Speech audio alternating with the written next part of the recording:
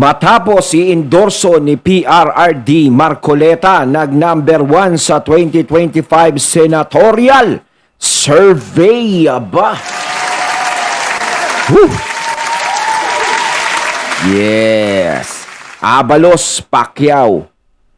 Laglag na.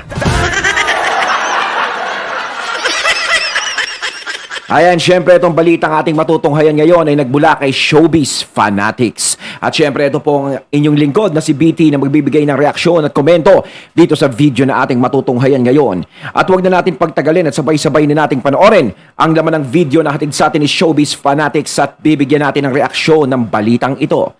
Pasok! Matapos Ayan na. idepensa ang naging budget ng Office of the Vice President at ng kanyang anak na si Sara Duterte, gayon din ang pag-endorso ng former President na si Rodrigo Duterte sa senatorial ambition ng Sagip Party List Representative, Duterte Magic nangyari kay Rodante Marcoleta matapos manguna sa senatorial preference survey ilang araw matapos ang magpa-file ng Certificate of Candidacy ng mga nag-aambisyong tumakbo at manalo sa 2025 midterm election. Alam nyo naman, no, kalimitan sa mga ini-endorso ni Tatay Digong talaga ay nakakapasok.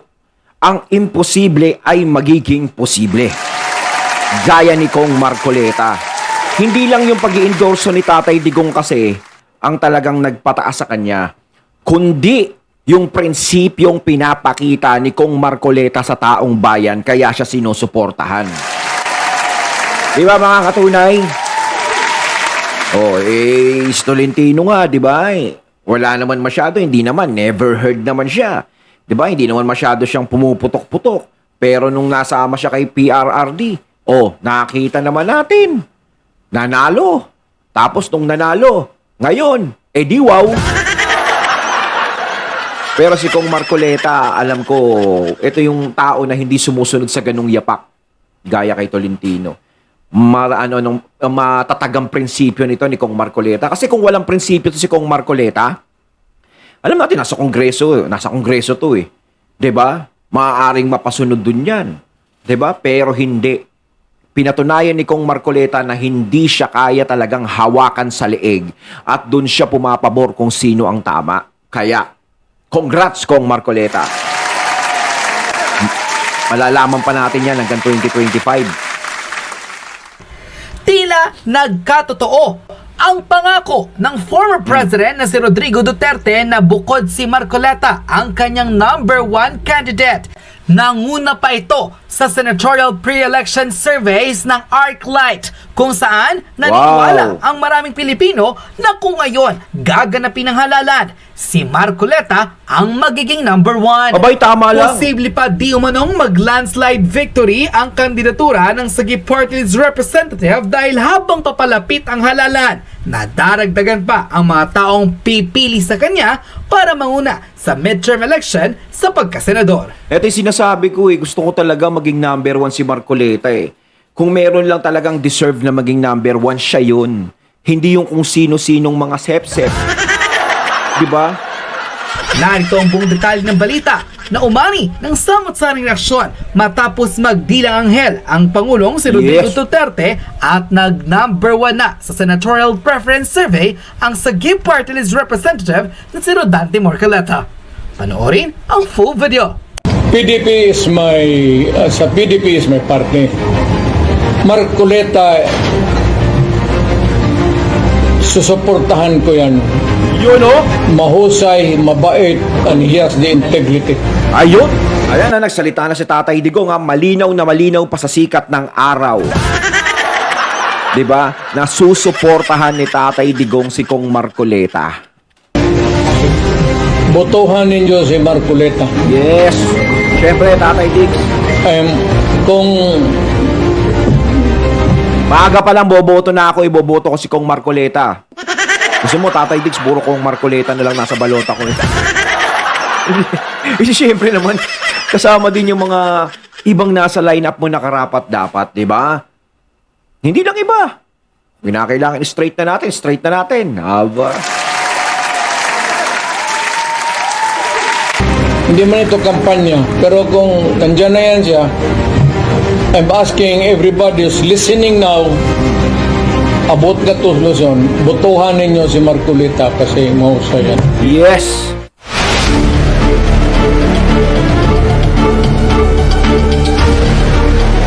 Yes, sir. Hindi ako umabot kasi sana ako.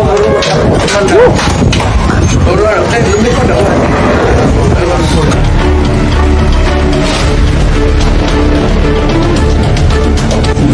Senator, sir.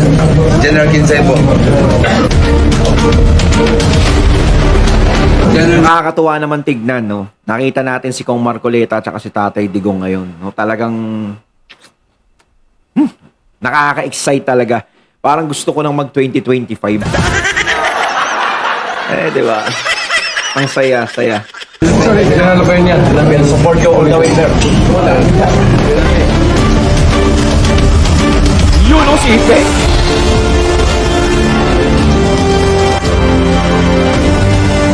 Iba sinasabi kay Ipe, artista anong magagawa niyan? 'Di ba? Ginaganon si Ipe may mga basher na tumitira kay Ipe Artista na naman, anong magagawa na naman yan sa Senado? Aba, mas papabor na ako kay Ipe. O, 'di ba? Napakarami namang artista sa Senado, May mga artista diyan, Kumalakpak ako. Hindi, 'di ba? Hindi nila pwedeng tignan si Ipe, na artista si Ipe, anong magagawa niyan? Paano yung mga artistang iba doon? Diba? Sa tingin nyo ba may mga nagawa din yun? Kung sa mga yun lang, kay Ipi na lang ako. Tsaka kay Binoy. Pabor na ako sa kanila. Kay Ipi tsaka kay Binoy. Diba? At may mga politiko na artista din. Diba? Masyado kayong sa kongreso nga, may artista din dun diba? Kasama pa sa, yung nagpapakilig ng mga patwitams. Diba? May love team pa doon. Congress. Kaya kayo huwag niyo husgahan masyado si Ipe, 'di ba? Kaysa kung sino-sino pa ang anuhin ko, di si Ipe na lang.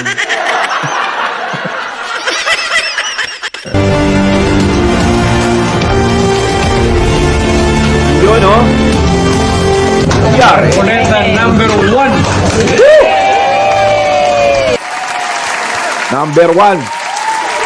Sinabi na ni Tatay Digong.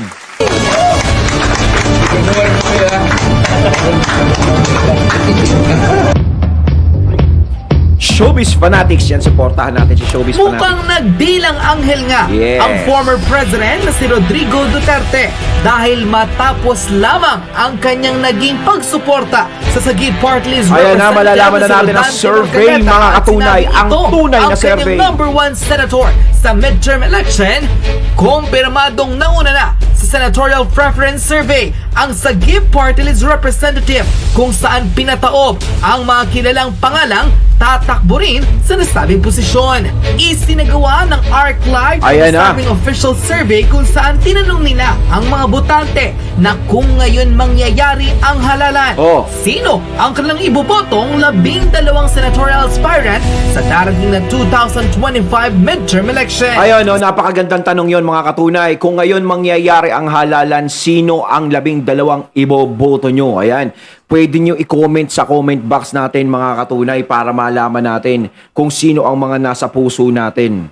Sa inilabas ng Commission on Election na 66 nag-aambisyong maging Ako magko-comment din ako dyan. Dyan sa comment box ko. Yun ang lineup ko. senador. Laglag sa listahan ang mga dating senador na sina Bam Aquino at Francis Kiko Pangilinan. Gayun din ang kilalang Macbayan Block member na si Arlene Brosas na nakakuha lamang na ika-38 pwesto at Teacher Party List representative na si Franz Castro na lalaglag. Sus naman Mariosep. Pati ba naman Senado, papasukin nyo pa? Pati ba naman Senado, guguluhin nyo pa? Ginugulo nyo na nga yung kamera, Senado, guguluhin nyo pa, nananahimik. Pati ba naman to, naglakas loob pang tumakbo? Ang lakas nyo naman. Hindi naman porkit nananalo kayo. Dali lang po. Hindi porkit nananalo kayo sa pagiging party list nyo sa kongreso. Mananalo na kayo sa pagiging senador. Ang bumoboto sa mga ganyang party list, yung mga congressman, mga distrito-distrito nyo lang. Libo. Hello! Ang Senado, buong Pilipinas po yan. Ano? Yung pinapakita nyo pong ganyan sa kamera, yung mga ganyan pinapakita nyo walang kakwenta-kwenta, na pangdudusta, pangbibintang, pag-aakusa sa mga tao, yan ba yung pinagmamalaki nyo sa mga Pilipino para iboto kayo? Eh di wow! Kung yun lang ang basihan para manalo ka o makapasok ka sa senatorial, eh di lahat sana naggagano na. Kahit ako, di ba, sa mga pinagagagawa kong ganito, o di tatakbo na rin ako senador. Ay, nako. Diyos ko naman, sinasayang nyo lang oras nyo dyan.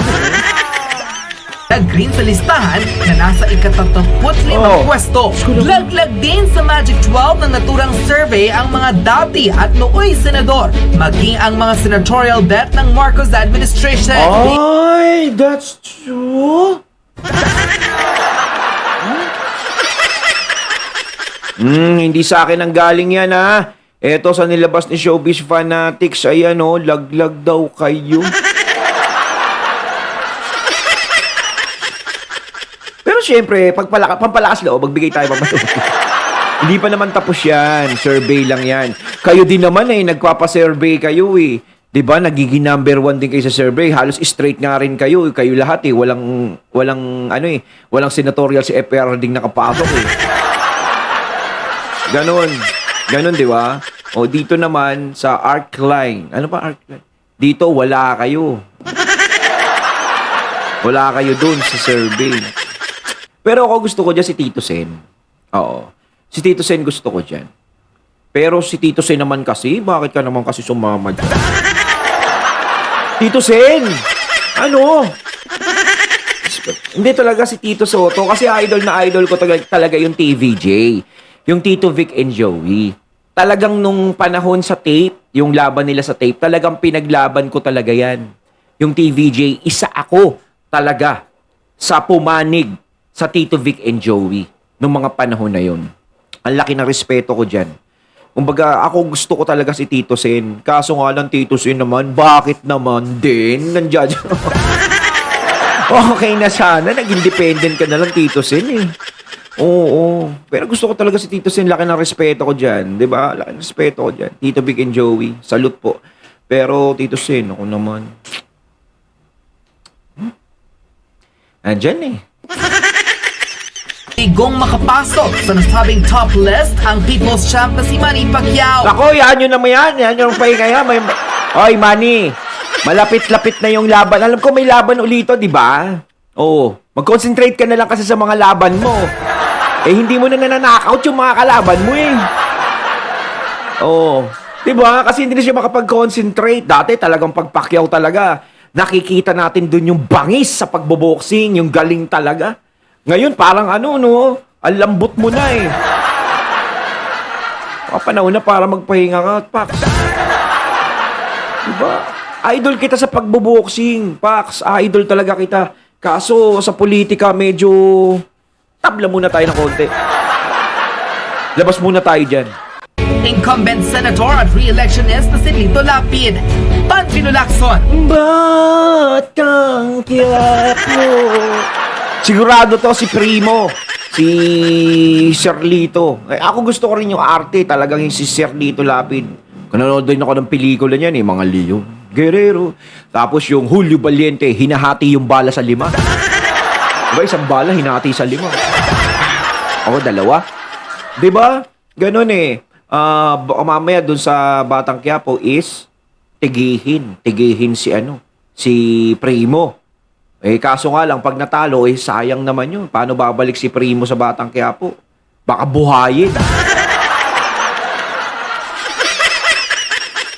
Siguro sinasabi ni Lito Lapid kay Coco Martin, Coco, medyo tagilid ako sa survey ha.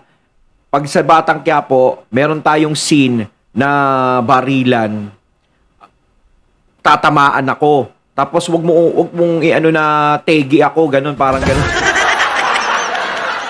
Kuwari dinala niyo ako sa ospital, comatose, parang ganyan. Aalamin muna natin kung mananalo o hindi. Pag nanalo ako, pag yung comatose, diretso mo na sa tegi. Pero pag natalo ako, yung comatose, Kuwari, mabubuhay uli. Babangon. Presidential sister Amy Marcos, Pia Cayetano, broadcaster Si Madam Amy talaga, medyo, tagilid kasi may mga taong bayan talaga, lalong-lalo na yung mga DDS supporters, di ba? Medyo talaga wala ng tiwala kay Sen Amy. Di ba? Kahit yung ibang mga loyalists, medyo, alanganin din kay Sen Amy. Pero hindi pa naman natin basihan to. Huwag po kayong mag-alala. Yung sinasabing hindi kayo nakapasok, ha? Huwag kayong mag-alala. No, sa ibang survey naman, pasok naman kayong lahat eh. No, pero ako natutuwa ako sa survey na to. Sana ito na lang yung survey sa mundo. Di ba? Malayo pa 2025, pinapalakas ko yung loob ninyo. Erwin Tulfo, Bong Revilla, former Senate President Tito Erwin Tool. Tama na siguro yung isang tulpo na lang sa Senado. Soto, Camille Villar, at former DILG Secretary Ben-Hur Abalos. Ay nako, si DILG Abalos talaga. Idol ko yan pagdating sa karera. Di ba? Kasi gustong-gusto ko talaga yung mga kabayo niyan. Di ba? Yung mga pinanlalaban niya. Di ba? Kasi syempre, karerista din ako. No? Tumataya ako dyan, nanonood ako ng karera. Kasi libangan ko yan eh. Di ba? Isa si DILG Abalos sa mga horse owner ng mga magagaling na kabayo. Di ba? Kaso nga lang, pagdating din dito sa politika, Sir Abalos, medyo distansya ako ng konti.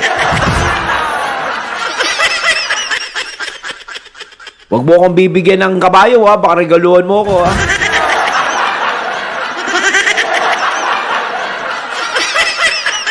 Nasabing official ranking, Ayan na! ika-13 pwesto lamang ang nakuha ng former senator na si Fanfilo Lacson. Aba, Ang kahit pa paano, nakalabing tatlo, kita mo, malapit-lapit si Lacson. doktor at social media influencer naman na si Dr. Richard Mata ang nakakuha ng 14th spot.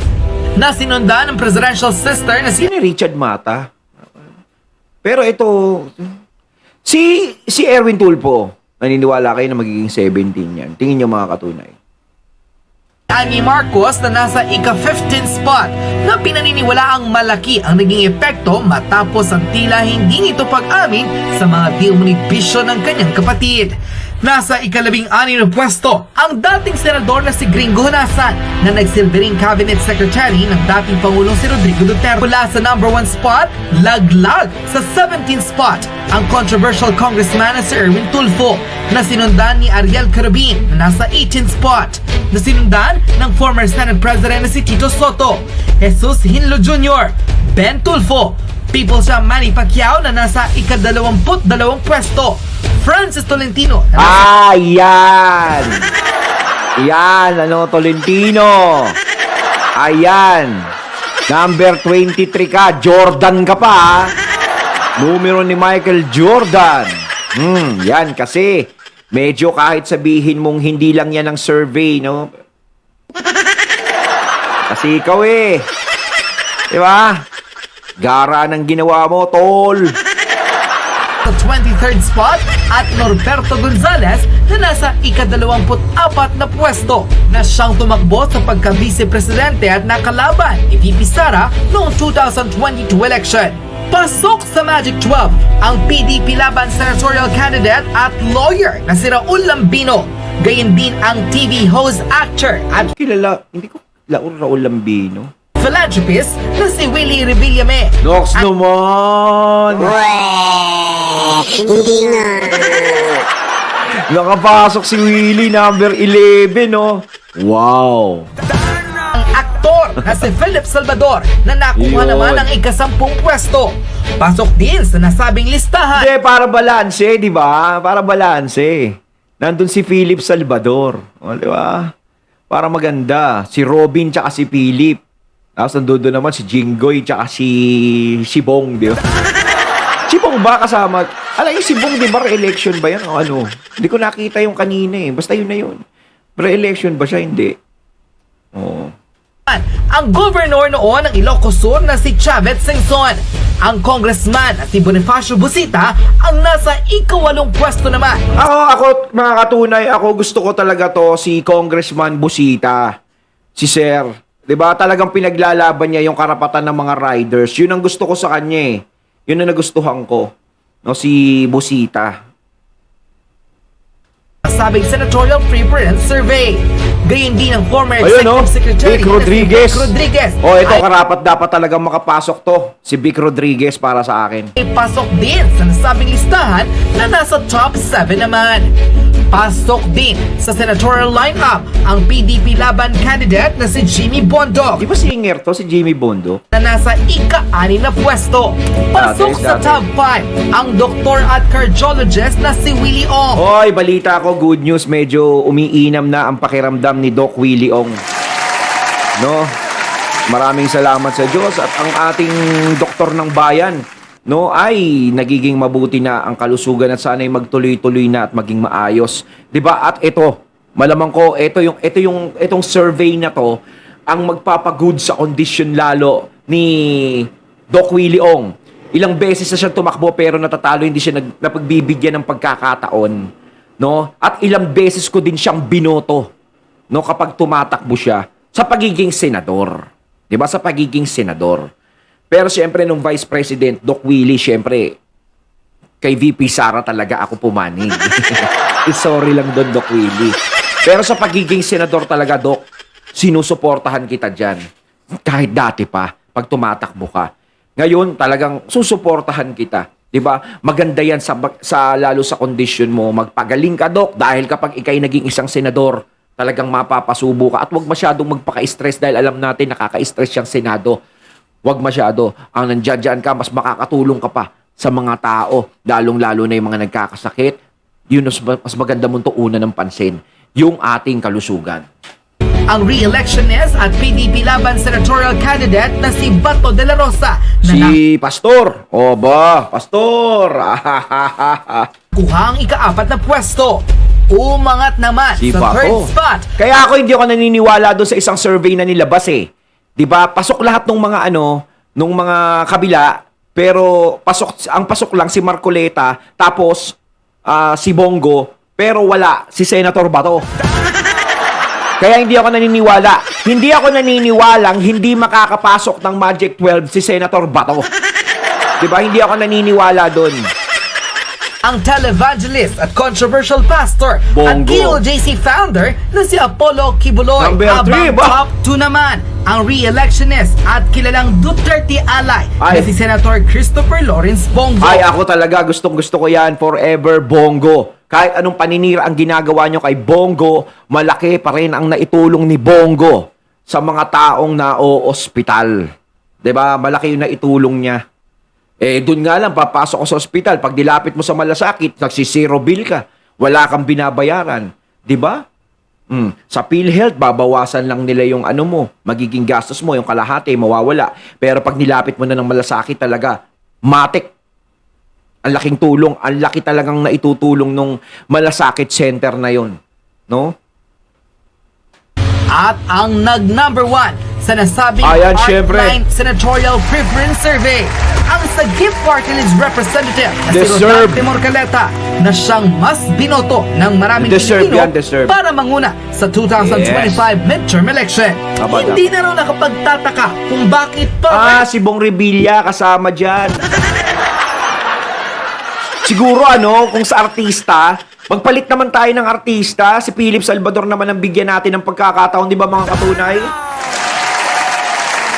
Kasi artista na kayo eh. Ang tagal nyo na rin dyan sa Senado.